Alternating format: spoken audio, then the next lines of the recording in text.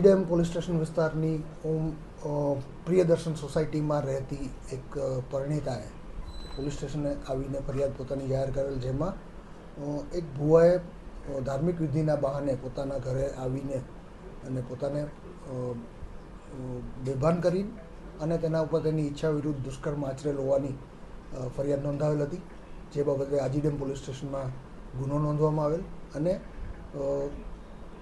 આ ગુનાની તપાસ પીઆઈ એચ.એન. પટેલ કરી રહ્યા હતા. તે દરમિયાન પરિણીતાએ છેલ્લા 1.5 વર્ષમાં અવારનવાર આરોપીએ પોતાને ફોસલાવીને તેમજ ધાકધમકી આપીને તેના ઉપર દુષ્કર્મ આચર્યાની ફરિયાદ નોંધાવેલ છે. વિશેષ તપાસ પીઆઈ એચ.એન. પટેલ ચલાવી રહી છે. પોતાના ઘરમાં કોઈ ધાર્મિક વિધિ કરાવવાના બહાને પ્રથમ આ ભુવાને બોલાવેલો હતો. વિધિ કરતા દરમિયાન આ ભુવાએ પરિણીતાને બેભાન કરી તેના પર દુષ્કર્મ આચરેલ હતું પ્રથમવાર. ત્યારબાદ ભુવાએ અવારનવાર તેમની સાથે ગરબો કેળવી અને તેમના ઉપર ધાકધમકી આપી અને અવારનવાર તેમના ઉપર બળાત્કાર ગુજારેલ હતો.